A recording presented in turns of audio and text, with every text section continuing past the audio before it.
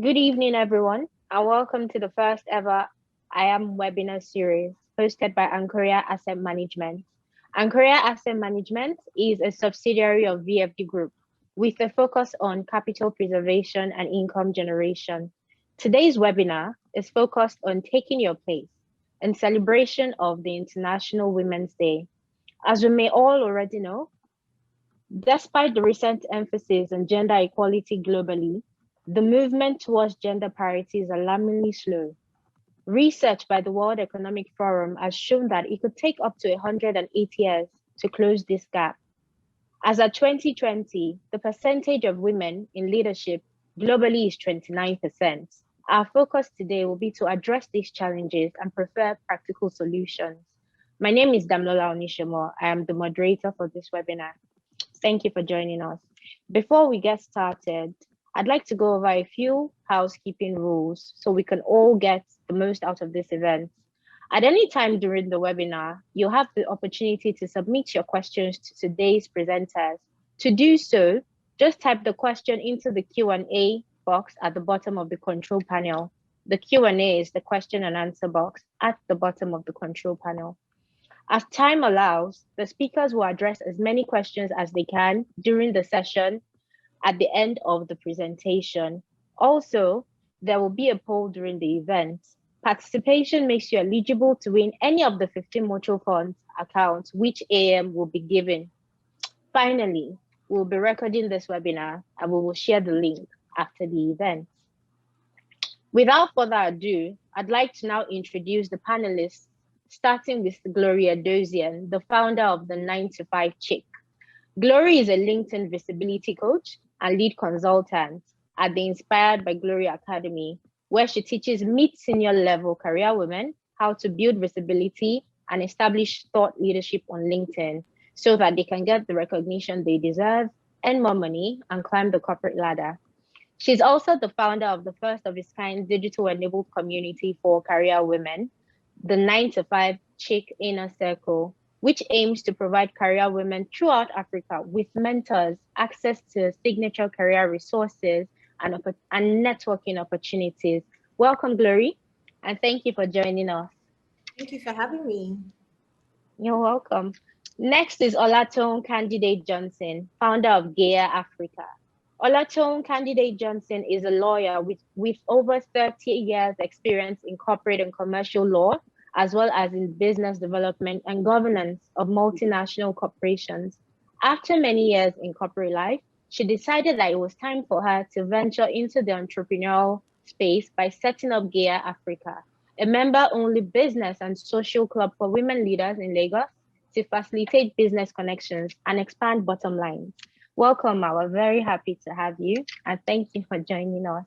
Thank you very much. It's Gaia Africa. Okay, Gaia Africa. Thank you for that. And Candide. Oh, Candide. Yeah. Okay, super. I do apologize for the mistake. That's okay. That's fine. And finally, our very own Ogun, who is the manager at Ankorea Asset Management. Eite has over 16 years professional experience in the financial service industry. Prior to her appointment, she worked with Planet Cap Asset Management Limited. She's an associate member of the Institute of Chartered Accountants of Nigeria, ICANN. Welcome, Eite. Thank you for joining us. And now, Eite, your mic is muted, so we can't hear you. Thank you very much, Damilola. You're welcome. Now, I'd like to invite each panelist to make a 5-minute presentation before we get into the panel discussions. I will be starting with Glory Edozien, who will be speaking on the power of visibility and taking your place. Right after Glory is Ogun, who will be speaking on financial independence for the 21st century woman. Welcome, Glory, and welcome, everyone. Do enjoy the session. Thank you. Glory, over to you. Amazing. Thank you so much for that introduction. Hello, everybody. Good evening. Happy International Women's Month. I'm super excited about today's topic, which is about taking your place. I think that is such an amazing topic. So well done to Ankorea Investment Management for bringing that topic. So To tell you how visibility can help you take your place, I'd like to share a story. And the story is, as usual, I always like to share stories of my clients. So I have a client, and she came to my mind this morning as I was prepping for this, right? She works in public service. And when she came to me, she was like, look, I want to do more with my career, right? I'm doing great work, but nobody knows about the work I'm doing. And I feel like there's more impact to be made. Like I want to lead a fulfilling career, you know, something that drives me. So we started working on it and everything. And before then, on her profile, LinkedIn and things, she had just written the fact that she was a medical doctor and she worked for the Federal Ministry of Health. But as we started to dig deeper into what she does, we found out that her work really is about distributing blood to hard to reach communities, right? So imagine in IDP camps, in Borno, in places that people don't, you know, are really scared to go. That is what her work entails. And in conflict zones. And so the more we started to understand the real impact of her work, the more she started to share like about the things that she does. Right now, as I speak to you, and we worked together in 2019, December. Right now, her work has been featured in Harvard Business Review, the maternal health section of Harvard Business Review. She's been featured on DevX platform, which is a foremost platform for development professionals, which she is. She was admitted recently into the Edozien Leadership Academy. And she was also just recently featured as one of the top 100 career women in Nigeria. This is all in the space of a year, and countless other things that she has done, right? She's been featured, TVC News, all the local papers you can think about. She writes columns and all of that. Now, that is somebody who is taking her place, who is owning her place, right? And it's an example. So how do you use visibility? So if I'm going to distill from that story so that you have something to take away for you today, really quickly, the first thing is believe that you deserve a place. Right? Believe that you deserve a place. A lot of times we women, we are playing small, we're working in our little cubicle at work, you know, just you're working so much in your career, you don't have time to work on your career. You don't have time to be strategic. So the very first thing is understand that you deserve a place, that the work you're doing matters. The second thing is clarity. What do you want to be known for? What are the unique skills you have gathered in your 10-year career, in your 5-year career, in your 15-year career, in your 20-year career? What are those skills, right? What do you want to be known for? And then think, how do you deliver impact? If I ask you now, how does the work you do deliver the bottom line for your organization? Can you tell me that in 2 sentences? Right? Be very, very clear on that, because it was until we found the magic sauce for Edozien that she now had pride in the work that she was doing. So it wasn't the fact that, oh, she worked in civil service and the like. She understood the value and the impact of her work. So once you understand that, then the next bit is, who needs to know about you? Who needs to know about this brand? Who needs to know about this great work you're doing? Because the more people, because right now, there are people around the world who are looking for people like you who can solve their problems. They need your unique blend of skills, expertise, right, and knowledge to solve problems that they have in their organization. So what are you doing? Why are you playing small? Find those people, start to network, be on LinkedIn, have a great profile on LinkedIn that showcases your accomplishments, right? Make sure that you're networking with the right people. And then finally, because I know I only have 5 minutes and I feel like I've spoken for quite a while already, is make sure you are creating content, right? Create content in the areas of your expertise. Showcase the projects that you've been working on, right? Talk about the topical issues in your industry and how you are solving them. Please let us move away from quotes.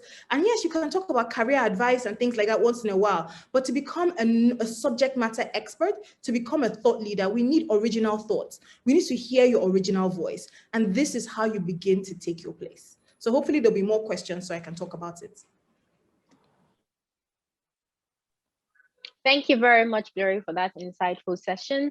We'll be going right over to Ogun, who will be speaking on financial independence for the 21st century woman. Over to you, Aite. Thank you very much, Damilola. And thank you everyone once again for coming on, taking your place. So Gloria said a lot of it, and I'll just cap what she said. I think that women are the bedrock of any society, and especially because of the prominent role we play in homemaking. And it seems like it's a small thing, but it's not such a small thing. It's a big thing and it's a beautiful thing. And in doing this beautiful thing, we often forget ourselves, and then we wake up all of a sudden, we can't find ourselves anymore. But today I'm saying to you that you are there. You've become a more refined and beautiful person because of all the actions, all the parenting, all the homemaking that you've done. And everything can be channeled into a learning for all the other women who are coming down the ropes. So yes, I'm supposed to be talking about financial independence, which I will, talk about. But more importantly is understanding that you have a place, you have a role, irrespective of what you've done over the years. Whatever type of woman, whatever career you've chosen, whatever path to life you've chosen, you are beautiful, you are strong, and there are people who can learn from all that you've been through. And so we expect that you will take your place so that everybody who is a part of your circle can learn as you go along, because there's still so much growth awaiting all of us as we take this step together. So I thank you once again for coming onto this seminar, and I hope that there are a lot of takeaways for you. Thank you, Dami. Thank you. Thank you, Aita, for that insightful session.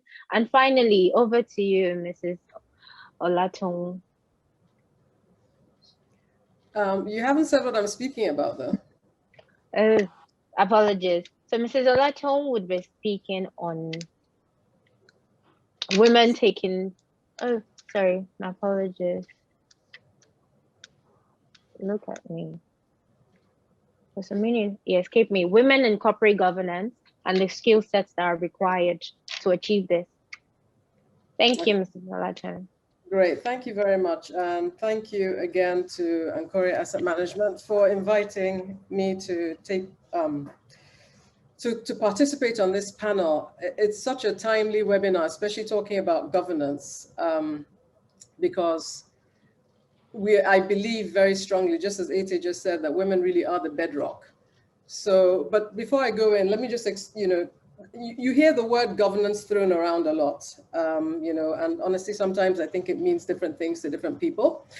But it's important to understand what the purpose of corporate governance is, because this is where we want to take our place. We talked about closing the gap. If we're going to close this gap, it means that we have to be ready to upskill. It means that we have to be ready to take our seat on boards. It means that we have to be ready to take our seats in senior management. So the purpose of corporate governance is to help build an environment of trust, transparency, accountability, and control, all of which are necessary for fostering long-term investment, financial stability, business integrity, and the sustainability of any company, the longevity really. And why? Because without good governance, or if there's no governance at all, we will encounter problems.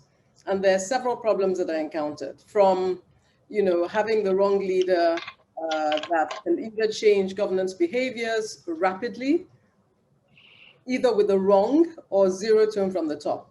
Tone from the top is absolutely essential. This is, it has to come from top to bottom, and then it then spreads, within the company. There's what we call the dominance factor. So basically where there's a dominant leader who nobody can talk to, that is, a sure way to destroy a company. Bullying goes on, there's lack of trust in the system, there's sexual harassment, paying lip service to governance, basically by just ticking the box, yes, we have some rules and regulations. Disciplinary processes that are subverted by those who benefit from the wrongdoer's behavior, the culture of conflict of interest issues, influence from or upon vendors and suppliers, your check will never come out unless you give me 10%, blah, blah, that sort of thing.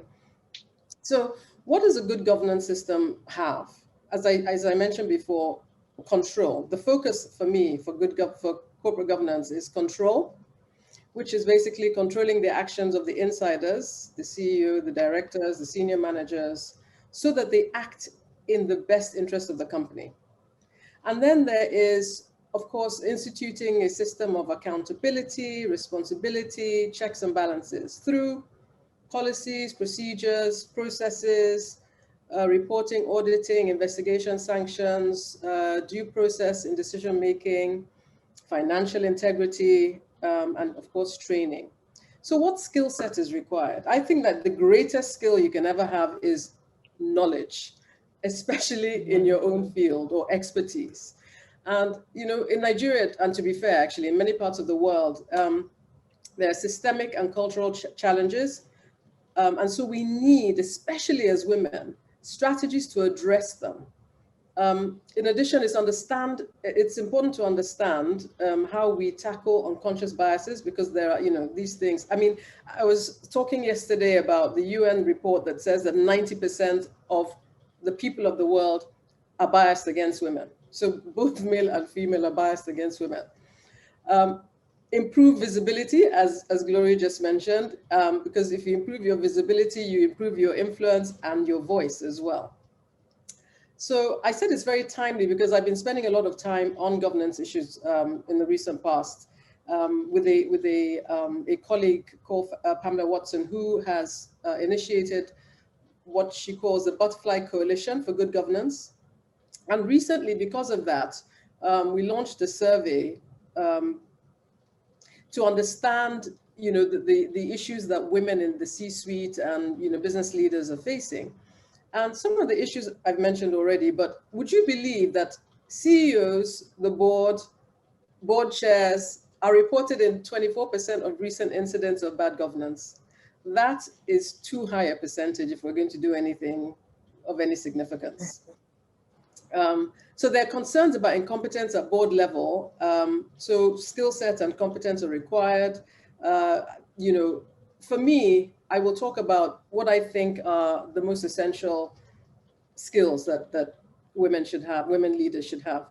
One is they have to be effective communicators. So it's not simply speaking, but it includes the effective use of nonverbal language, the ability to write well, active listening, because this skill will help you influence others. Trustworthiness, authenticity, these create a climate that promotes trust, commitment towards the realization of any goals. So you have to be credible, you have to honor your commitments, you have to maintain confidence, you have to give credit for people's work, you can't take it as yours, and just remain consistent. Problem solving, critical thinking, very essential. Confidence, not arrogance. I can't emphasize this enough. And how do you gain confidence? Preparation.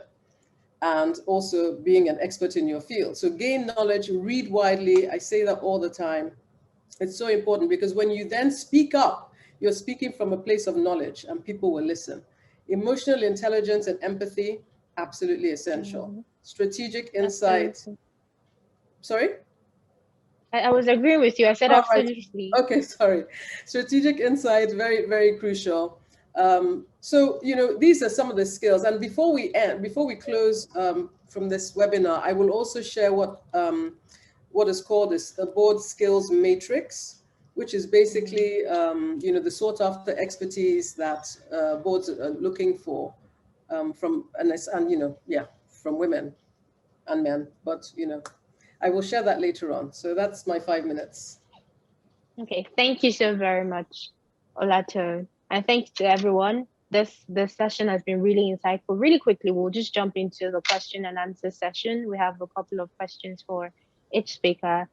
And please feel free to contribute, even if the question isn't addressed to you, right?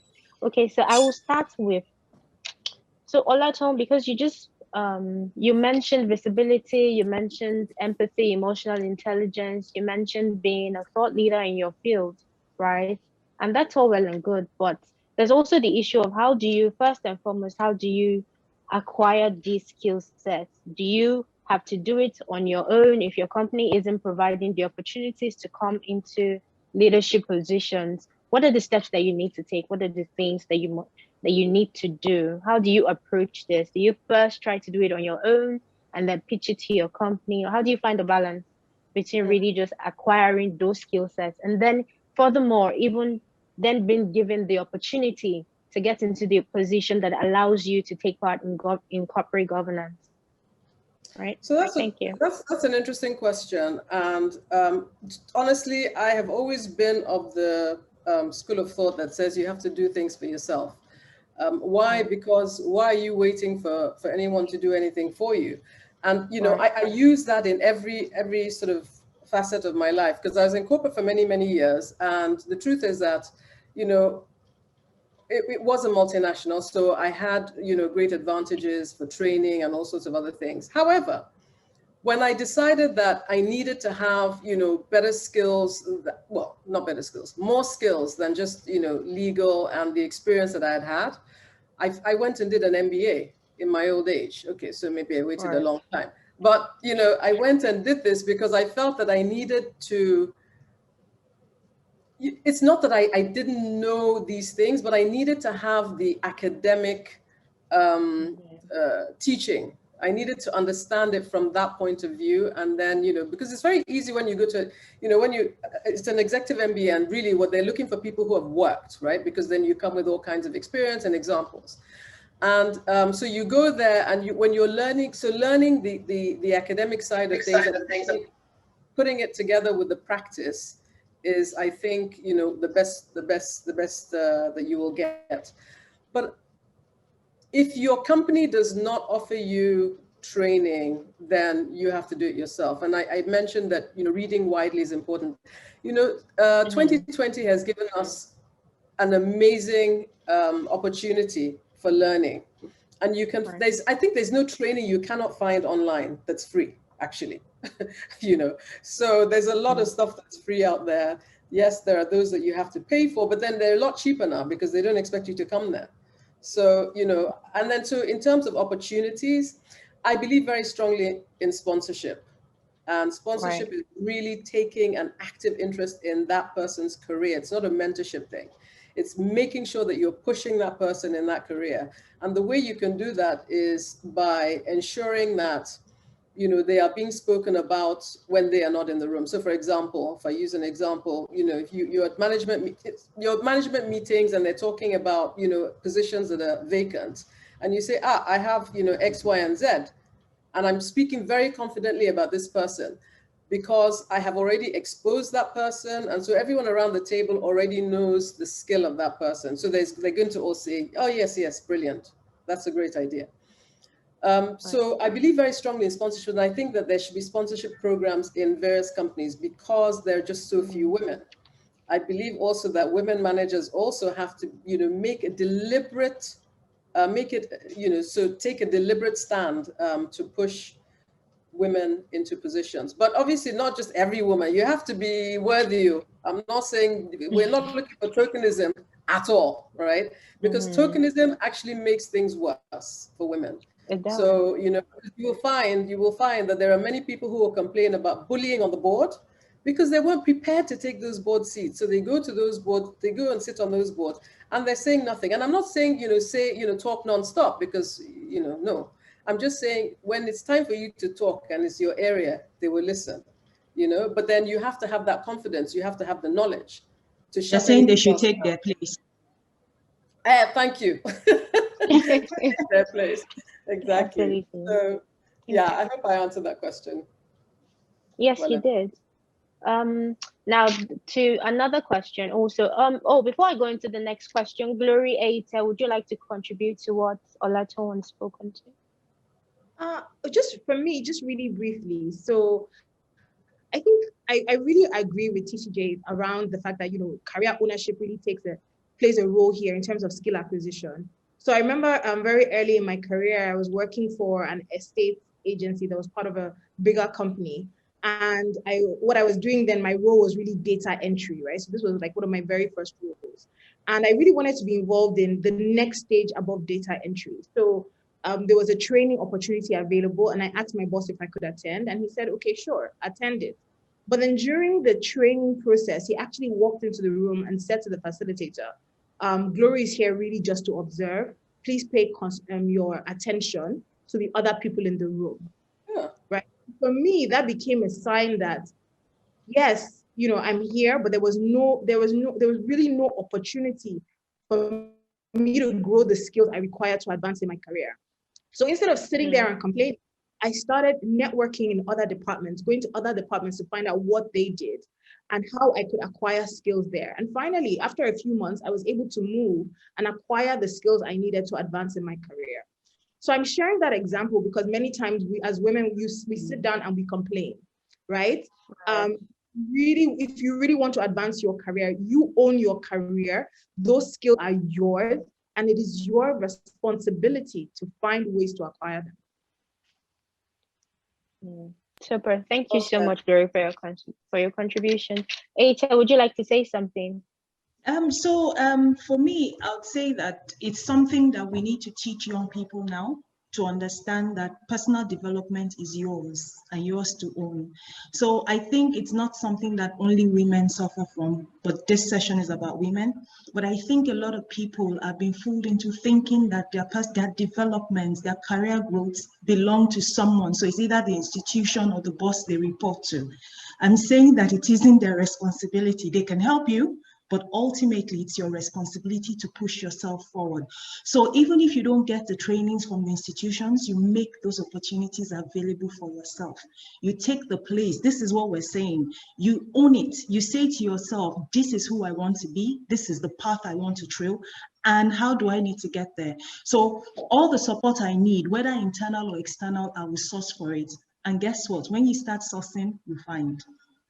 When you start sourcing, you find. So please always be open to those opportunities for growth.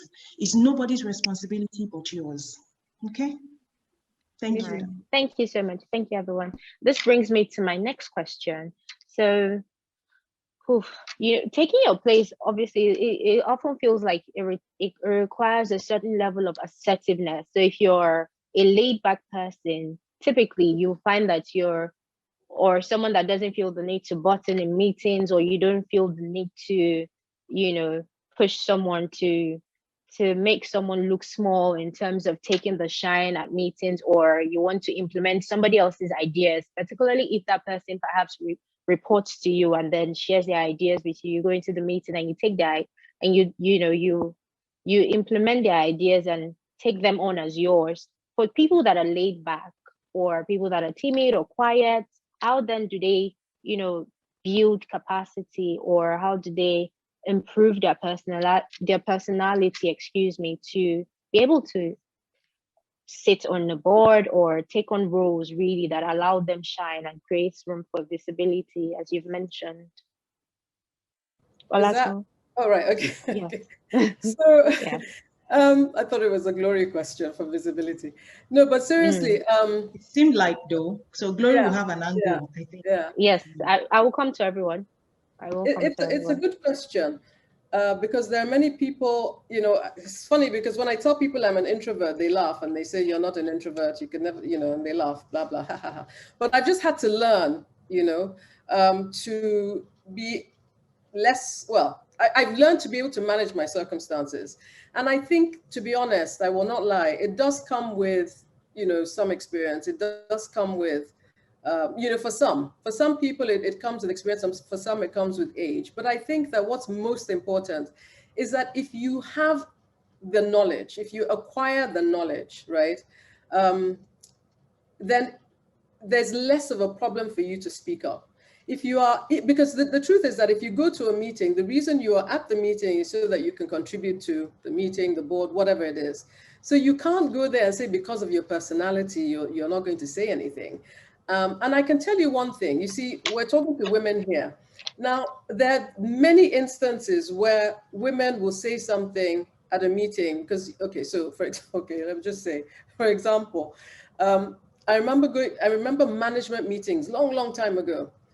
I think there was maybe just 2 women out of, 20, 30 men. And you would say something and nobody would say anything. And then a man would say exactly the same thing. And suddenly it is heard. So, Sheryl Sandberg in her book was saying that, the more women we have around the table, the better, because we have to amplify each other's voices. So if I say something, then Glory says yes, says it again, and Ete says it again. When you're alone, it can be difficult. But if you are truly, speaking from a position of knowledge, for me, knowledge really is power, and it gives you that authority to be able to say, no, I'm sorry, I said something, and we also Kamala Harris, right?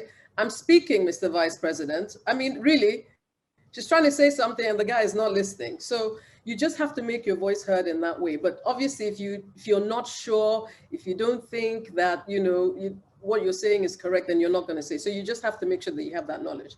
The other thing about somebody, taking away,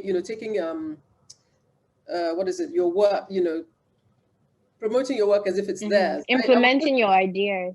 Yes. I spoke about that in my introduction, it's just a lack of integrity, and it's terrible. What do you do with a boss like that? Well, if you can have a word with them, it's great. But, so let me see, I'm speaking to young people now, right? So as you grow older and you become managers, the job of a manager is to manage their people. And I remember as legal manager, I think at the time, I would get my team, they would make what they call it, opinions, right? They would come up with opinions and they would bring it to me to sign. And I said, why are you bringing it to me to sign? It's your opinion, right? So sign your name so that if there's wahala, you can answer the question. And if there's glory, you take the glory, So it was a way of just making sure that they themselves were prepared to answer any questions based on that opinion. But also, most importantly, it was important for people to know who these ideas were coming from, who these opinions were coming from. So so that's basically, we have to just learn we have to be knowledgeable, and then we have to learn to speak up when we need to speak up. Don't worry, you can go and sweat in the bathroom after you have spoken up. I remember in my early days, I used to want the ground to open up because I just was so shy. I just did not want to say anything, but I had to say because, there were things that I had to say. So you say it and then you go and sweat and cry when you go to the bathroom afterwards. So that would be my 2 penny bits. Thank you, TCJ. Glory, over to you.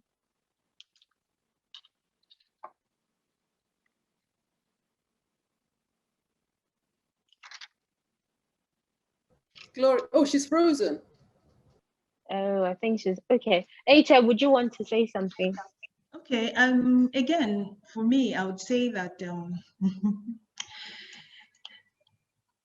you need to have the knowledge, as TCJ has said, because some of the things that make you shy away is the confidence, is a lack of confidence. And what breeds a lack of confidence? A lack of confidence is that you're not sure that what you're saying is accurate. But you see, the thing about knowledge is where you've read up to today, there's no right answer, there's no wrong answer, there's only perspective. So once you understand that it's your perspective and there's a reason to your perspective, right? You know that you can say something and then you're open to learning, you're open to listening to other opinions who can come. And you know what they say about someone who is educated, learning, unlearning, and relearning. I mean, once you are in that place, then you know that whatever comes to you is an opinion you've built based on a certain logic. And if you are learning, then you can undo those things because now you have better knowledge. Now, having said that, with respect to talking about somebody overshadowing you and all what have you, I think that irrespective of what it is, when you work hard, nobody can take your glory. They think they can, but they actually can't. And the reason is because you have the learning. So you know you are the source of that thing. And without you, that project doesn't stand. So at the end of the day, the real backbone is known. I think the challenge is that we are so worried about who takes the glory that we don't know that you are already in a position of glory simply because you are the brain behind it. And even if somebody comes to think they can steal it and you even work with them, it's so clear to everyone around that you don't even need to prove yourself. And the final thing I would say on this is, we need to understand, right, that we're all, we're humans and even though they say we're the higher grade of animals, right, we are dynamic. You see, one thing that has boxed us up as a people is when someone says to you, it's my personality and I can't change it. That's the worst thing you ever do to yourself because you can change anything. Right? And that's the reason why somebody who is an introvert can present as an extrovert. And the person clearly knows that I'm not an extrovert. And that is a fact. But everybody around can't tell because they've so assumed the environment that you can't tell the difference. And that's who you are because you're human. You're dynamic. You're God's creation like that. You're so dynamic, you can do many things. And because you can do many things, you can be many people in different situations and you'll be fine and you will excel in all simply because you've told yourself that you can do it. And you will do it. There are people who do it all the time. Like TCJ said, I'm also an introvert, but seeing me with people you will never believe. But people who know me will be like, yes, I believe. And that sometimes people can't relate, but it is true. So don't ever tell yourself you can't do something or it's not you or isn't. If you need to do it to survive, that's your best plan as human. You survive because you survive. Okay? That's what I think about it. Thank you, Aita. Glory, glad to have you back. Do you want to chip in? Yeah, sorry, I went off. Okay, so I think a lot has already been said. The only thing that I would add is this this idea of somebody taking your work. I think that, you know, as Atel has already said, you know, that can happen. The idea here is that you shouldn't only be showcasing your work to one person. And this is where the importance of sponsorship comes in, right? There will be rooms that you cannot enter, that your sponsor can enter and speak on your behalf and talk about the great work you do. So mentorship is important, but sponsorship is even more important. So who are the key influencers in your industry and in your sector and at work? How are you building relationships with them? How are you showcasing your work to them? So that when there are opportunities that you deserve come up, they are able to vouch for you. So, I mean, there's a point in your career that really your boss kind of owns your ideas. There's really nothing you can do about it. I'm not going to pretend, right? There's a point in your career that your boss will literally own your ideas and will put them as his or hers, either through by accident or intentionally, right? What you should be doing at that time is hunkering down, learning the skills, being part of the team, right? Building the right relationships, right? Finding out what are the rare and valuable skills that will make me stand out in my profession, building on those skills and building mastery, right? And building the right relationships. Right. So when the opportunity comes, you are able to shine. So that would be my advice. That's what I would like to add. Super. Thank you so much, Glory. Now I have another question.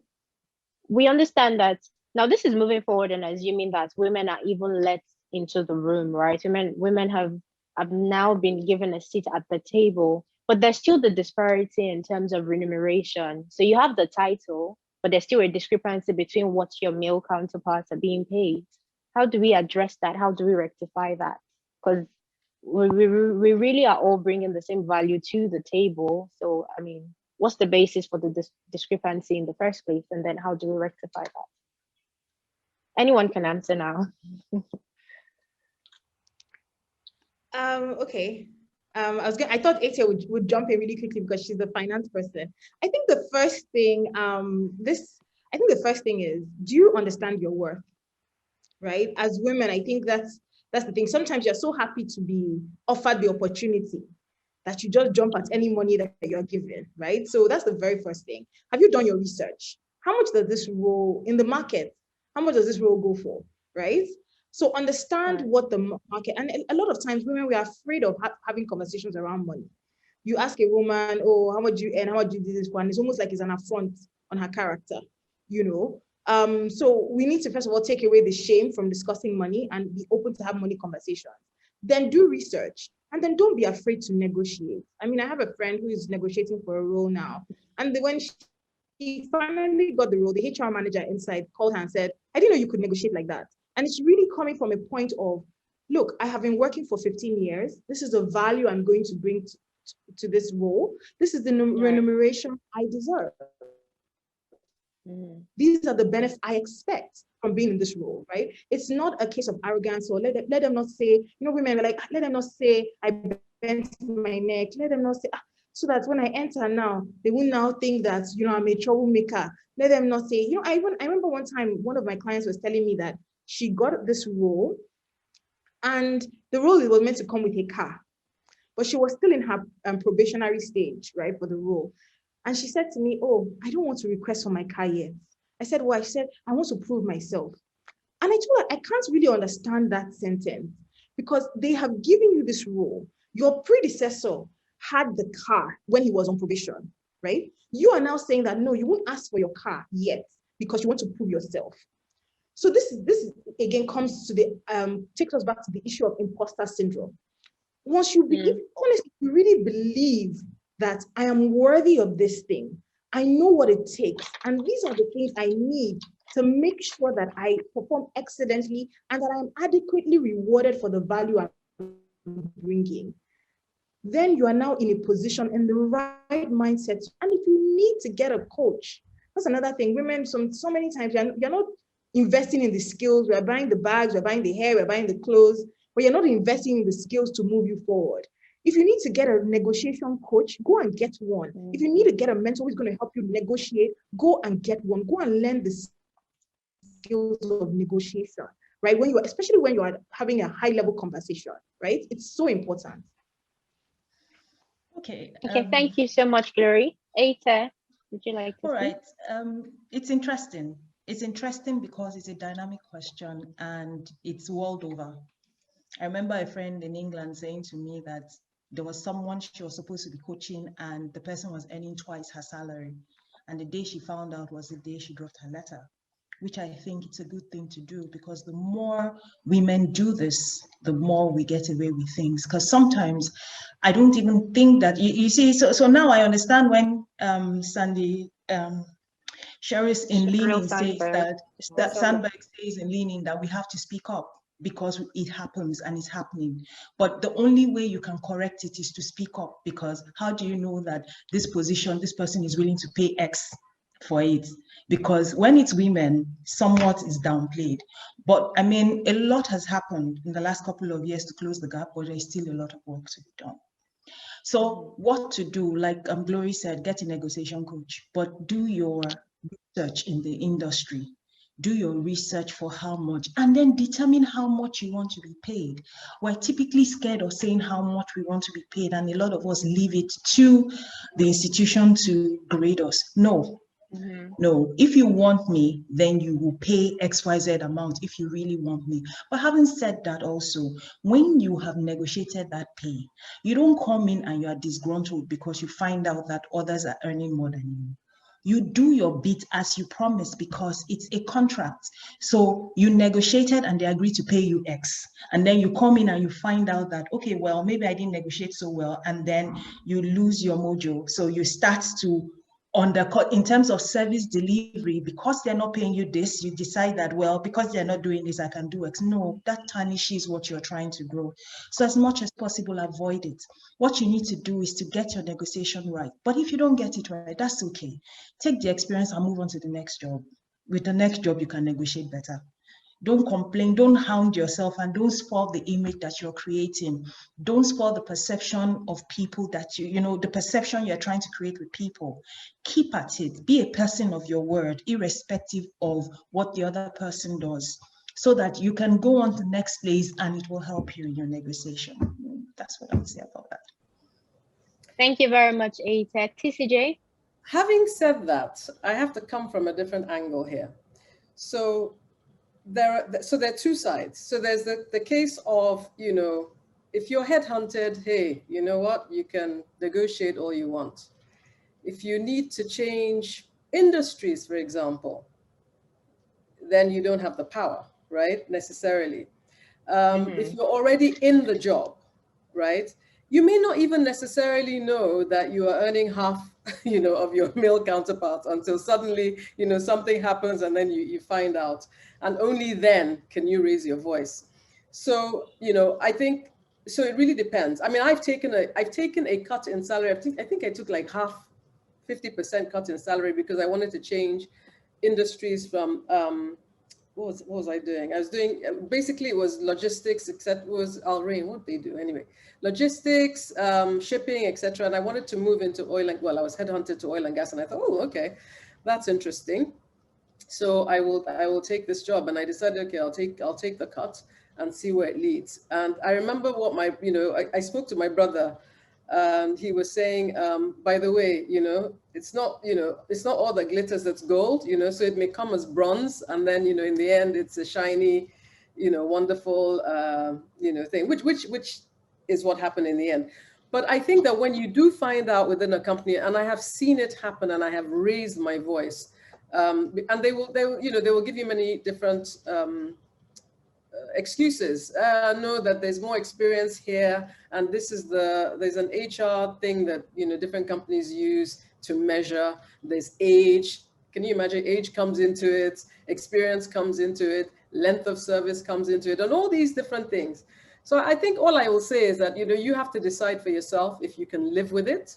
And if you can't live with it, then you have to start looking on the outside. And, and with the experience that you have from, I suppose, A company, you take to B company, and with that you can negotiate.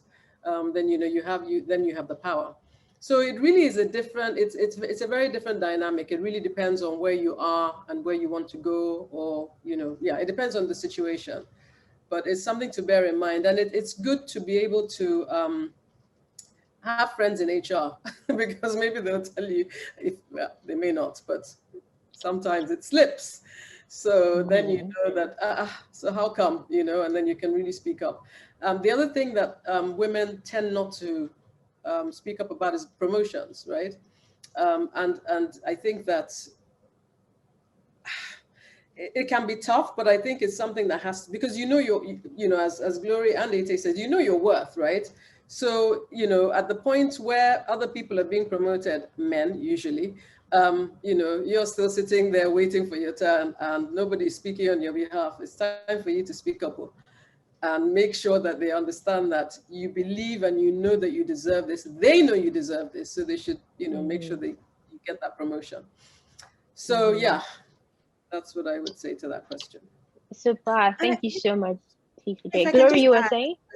Please. Yeah, if I can just add, I think also there is also, so we've talked about the agency point of view, right? So what women can do, but I also think there is, in terms of speaking up, a way, how do we challenge organizations to do better? So for example, I've heard conversations before, like, a personal friend of mine was meant to be promoted or get this opportunity, and the HR manager was saying to her, but you're not yet married now, you're not yet married. This other man, he has 3 children, you still live in your daddy's house, it's okay. All of these unconscious bias that is going into salary structure. So I think that also when these kind of things happen, we should be able to, say, when we have, especially when you have women networks. So women networks are not just for doing events and webinars and things like that and inspiring and putting inspiration confetti on top of women and things like that. They are there also to challenge the status quo and to also be a voice, right? And be a voice and be able to talk to management and the executive leadership to say, look, these are things that need to change, right? So it's not just about speaking up for yourself, but speaking up when the system itself is flawed. Thank you very much, Glory. And now I'm going to ask the final question before we go to read some of the questions from the viewers. Ete, this question is for you. Now, how do, as an individual, perhaps someone that has no idea how to go about their financial independence journey, how do we start from ground zero, right? And as a woman, when you then achieve or attain financial independence, we live in the level of patriarchy in Africa is so high that when you're married and you're trying to implement this independence, it's kind of dampened, it's kind of hampered. How do you manage it? First, from getting to the point where you've earned the independence, but now you're a married woman and you then feel like you really cannot implement this independence because really it's almost assumed that everything that you own or everything that you've worked for has to pass through the man. So let's say you want to acquire property or you own property, or you can't even purchase property without first running it by your husband, who may then decide to or to not allow you purchase these properties or do these investments, or to build or to expand your financial independence because they perhaps are threatened by it, or if they're not threatened, they just want to maintain the role of provider, and they feel like if you're seen to be independent, they cannot take on that role, or they do not want to feel emasculated, basically. Ete, Okay. over to you. All right, I'll just be quick and talk about, the different clusters of things you've said. How do you start from ground zero and you go up? The first thing is the willpower. So you have to decide that you want to be something, so you want to earn. And I think that what we call financial independence is a mirage, because for a lot of people, they never actually get there. Some people are even independent. They've been in driver for over 20 years. They don't even know that. What do you call independence? That you have freedom of choice. A lot of people can make choices, and today they're still caught up in a web of their own making because they don't know. You need to set out from the get-go your achievements. You know what does financial independence mean to you, and when you get there, so you know that when you achieve it and you've arrived, you know it, instead of continually going. Now, having said that, so typically a lot of us will talk about what skill set do you have, what do you do? I think that they're the people who are service providers and they're the people who are manufacturers. And so if you find yourself along one of those lines, your first port of call to sell is your family, right? I think we are not in the habit of supporting one another. We need to make it a conscious habit to support one another with little sums in little ways. So when I say little ways, we are so spoiled that we always want things for free, and we don't want our people to make money off us. It's okay, we're helping one another, because when you extend it today, tomorrow it might be your product on the line, and you expect that the person will extend the same favor. So if out of 10 people, 5 people extend the favor, you would get somewhere. Now that's it. The second thing is, we are not, we don't want to be the men, and so we're not taking the right of men from themselves. We're only just asking to be treated equally. So in the same way that you would treat a man, we want to be treated equally. The dynamics inside of marriage is dependent on the people involved. So I would say to you as a woman, you should get whatever counseling you need, and you know the person that you're married to more than the rest of us. So whatever counsel you get, ensure that you get counsel in line with who you know that you are married to do the things that you want to do, so that you preserve the home that you want, or you deal with your husband in the manner that you've always dealt with. I don't think that anyone is against progress if it's for the family. It's how it comes across, but it's personal to each couple, and there's no straight way to handle it or deal it. But I think that a lot of women would gets a lot of mileage from seeking counsel from people who have gone past this way, from coaches, from mentoring in marriage that have gone through the same thing. It will help. A lot of women are secretive about a lot of things, and the truth is that we're all going through the same thing, or have gone through it at one point or the other. But if you don't speak up, you'll never know. So try to get a close circle, a mastermind group that you can go and bounce off ideas off in everything that you want to do. Right? And so if you do that, you are better, you are more positioned to enjoy the advantage of financial independence. Now, the last thing I'll talk about financial independence is trust. Every time someone extends a hand to you and you don't pay back, you don't give back in the manner that you said you will, you break trust.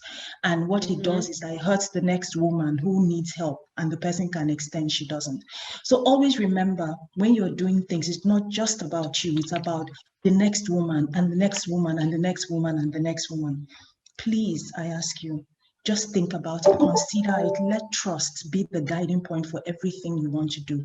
If we build enough trust, we can move this nation to great places, because 10 of us, cluster of 10 of us, can generate funding enough for 100 women, 1,000 women, and they in turn can keep replicating. And the more we educate them, the more outreach we have.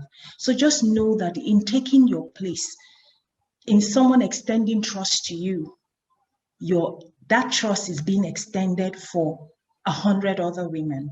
Just always remember that. Yeah. Thank you. Thank you, Aita. TCJ, Glory, would you like to contribute? Sure. I think that, it's a bit of a tough question, because it really does depend on who you're married to. So that takes me, first of all, to that question. The choice of life partner is absolutely critical. It will either make you or it will break you. And, I don't say that lightly at all. Now, if you have the right partner, that's not to say that, it's going to last forever. It may not, right? Because, who knows? We don't know. So I always think that it is important for a woman to put something aside. You are working. I'm not saying don't contribute well to the family. I believe in partnership, right? Even, I don't know, some people go to the extent of having, what they call it, joint accounts and all of that. You know, I'm not saying don't, I mean, I'm saying fully contribute to the family, but I'm saying it's nice to have a nest egg because you don't know tomorrow. And, you know, that nest egg may be for you and your husband at a time when it's raining, right? They always say that put some money aside because, you know, for a rainy day. So it may just be that. But it's not to, you know, on the one hand, there are some people who will spend everything that they earn because they say, but I have a husband who is taking care of me. No, not in 2021. And honestly, it's just too much pressure on any man, you know, frankly speaking. If you are educated and you know, you're able to work, then it should be a partnership. But at the same time, you know, just put, you know, 20, 25% aside every month, and, you know, it starts to build, you know, join an investment club, or, you know, do stuff with friends that you trust, as Ete says, because without trust, of course, you're never going to put money, you know, on the table if you don't trust people. But all I'm saying, basically, the message is, yeah, you know, if you're able to earn money, you're able to save money aside. And I think that, you know, I think it's a habit that that anyone should imbibe. So yeah, that would be my contribution. Super. Okay, thank you. Glory, there's a question for you from one of the viewers. I'll just read it. To that last Okay. question. Okay, please. Okay. But very, yeah. So I wanted to answer from a single woman's perspective. I think that many times the pressure to get married makes women make wrong decisions around who their life partner, or make you, maybe not wrong, but rush decisions around life partnership. Sorry, my alarm's going off. So yeah, make you make wrong decisions around life partnerships. So I think in terms of this, you need to sit down and think to yourself, what kind of life do I want to live? What are my financial goals? And make sure that when you are choosing your life partner, you're able to have those kind of conversations with him, right? So you are able to have conversations around money, right? Okay, how are we going to run our home? Who is going to bring what? You know, I have friends who are married and they have different ways that they split the bill, right? That suits them as a couple. Like the Ete and TCJ have both said, right? Every couple is individual in itself. But I think fundamentally, as women, don't be so, marriage is an amazing thing. I'm not saying, no, don't think about getting married. Marriage is an amazing thing, but also think about you make sure that you are a whole person going into a union. And so it's very important in that conversation to understand, what kind of financial goals do I want? What kind of things do I want for myself in the future? And communicate that with the person. I know a lot of people who are married now, and one of the things that is causing issues in their marriage is ambition. Because when they were getting married, they didn't communicate this level of ambition to this man. And the man is confused. Yeah, he's just confused. He's like, I don't understand. You didn't say you wanted to own a house in London. Now you've married me and you are putting pressure on me to go and buy a house in London. Do you understand? So communicate these things, right? Don't be so, well, oh, I've gotten the man, we shall be finding our way, whatever. Think about your future. Think about the life you want to live, and make sure you have these financial conversations. And if when you're having these financial conversations, you notice that he's not really interested, he's not really listening, that is a red flag. Don't say, when we enter, we shall be going. And the 2 years later, you come and start complaining. Do you understand? Notice what the red flags are now and start thinking, okay, how can I hedge this? What do I need to do? So yeah, those are the Thank you very much, Glory. Thank you so much. Okay, so I'm going to quickly read out the question from one of the viewers. This question is for you, Glory. I'm trying to pivot from sales of financial services to a career in financial accounting. I have over 4 years in sales and marketing, and I've been getting rejections daily applying for entry-level jobs. The original plan was to get a master's degree or register for ACCA, but for now, I have no savings and cannot afford this investment. What can I do to get into this field? I've also tried applying for unpaid internships in the Big 4 accounting firms and still nothing. Glory? Okay, so I'm going to give some general advice and then some specific advice. So the first thing is, I think you need to find out, what are the skills that I have now, right, that are relevant for the roles I'm trying to apply for, and make sure that your CV is detailed in a way that it shows those skills. So for example, I was working with somebody who had spent, between 8 and 10 years of her career in as an accountant. and was trying to move to supply chain, but was using the same accounting CV to apply for those roles. It's not going to work Right. because you are not highlighting the relevant skills. So find out what are the skills that are relevant in this role. The second thing that you may need to do is talk to a career transition coach, right? Transition coach that has recruitment experience, because they will be able to look at your CV and tell you off the bat what is missing, because they are recruiting for those types of roles daily, right? So speak to a career transition specialist. You may have to invest in that. The third thing is, if you can't afford that, maybe speak to somebody in HR who can give you advice, or find somebody who is doing the quickest way to enter a role that you've never done before is to find someone who is already doing that role and ask them questions, right? This is my CV. I'm trying to transition into this type of role. Do you know anyone? That kind of thing. Can you help me? What should I be doing? Those kind of things.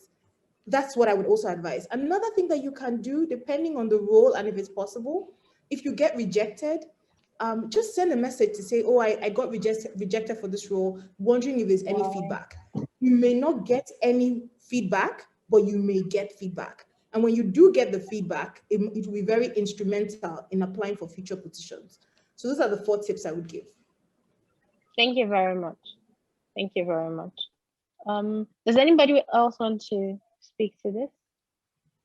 Or shall I proceed to the last question for the day? Please proceed to the last question. So Thank you. Okay. So networking plays a role in visibility. How does it play a role in career advancement, and how can we make ourselves more visible for those of us that are looking to get into the C-suite? Okay, that's a Glory question. Yes, it's the Glory actually. It's the Glory. So how do you network for career advancement? I don't even know where to start to answer this. The first thing, I guess, because of time, I'll just summarize really quickly. The first thing is to say to yourself, who can help me achieve my career goals? Who can help me achieve my career goals? Where do they go? Right? Where are they? And how do I connect with them? So really quickly, I'll tell a story. It was always my dream to be an international policy consultant, a climate change consultant. So I was in climate change and environmental management before I transitioned into entrepreneurship. That was my dream. But where I was working, it was far away from that goal, so far away. So I said to myself, the people that are writing international policies, right, national policies for climate change for Nigeria, where are they? And I started going for their conferences, right? I found out that many of them were international experts. So I started saying, oh, who do I know that is an international person? And I had an aunt who is foreign but had married my uncle who is Nigerian. And I asked him, I was like, oh, please. I asked her and I said, do you know are there any experts that you know that work in the climate change space? And she introduced me to somebody. And from there, I started meeting other people. I would attend conferences. I would use my own money. I would do all of that. But when I go for the conference, I wouldn't just sit down in the corner. I would go and share with them. Oh, these are my goals. These are the things I want to do. This is what I'm currently doing now. I will share the work I'm doing. I will find out what they are doing, make sure I'm attending conferences, make sure I'm attending different meetings. And after a while, people started to recognize me. People started to remember me. And then one day I got invited to this secluded conference. It wasn't really a conference, but like a retreat for young people who are trying to grow in climate change. And there was this guy that was there, and we just started talking. Turns out, for many of the developing world, he's the person that writes the policies, right? He's involved, he's a consultant, right? And 3 months after that meeting, he sent me an email that changed my life. And now I consult on a regular basis as a climate change professional, right? So I hope from that story, what I'm telling you is, the people that can help you achieve your goals, go where they go. When you get there, don't be quiet. Connect, find out what people are doing, get involved, join the association, share your goals, share what you want. Because the reason I say share your goals is because people are sitting on opportunities that you need.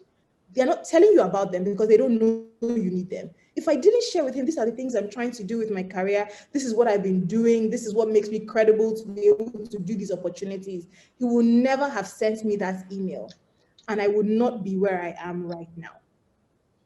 Thank you very much, Glory. Thank you very much. Thank you so much. We've run out of time. Thank you everyone for participating. But before we go, I'd just like to mention the winners of the mutual fund gifts that we have. and they are Victoria Obina, Tolu Ogun, Tolu Lope Onishimor, Blessing Obu Egbe. I hope I got that right. And Princess Benari. On behalf of Ankoria Asset Management, I'd like to say congratulations, and a member of the team would contact you shortly. We have now come to the end of the question and answer session and also to the end of this webinar. Thank you everyone for participating. Also, for further inquiries relating to this webinar or to products and services provided by Ankoria Asset Management, please reach out to us on Facebook, on LinkedIn, on Instagram at ankoriaam.com. You may also send an email to content@ankoriaam.com. Again, you can reach us on Instagram, LinkedIn, and Twitter at ankoriaam.com. Thank you so much, everyone. Thank you, TCJ. Thank you, ATEP. Thank you, Glory. Thank you very much, everyone. Thank you and have a lovely evening. Thank you for having me. Thank you. Thanks for having us. You're welcome. Bye. Thank you. Thank you, everyone. Thank you for Thank attending you. our seminar. Bye. Thank you, everyone. Bye.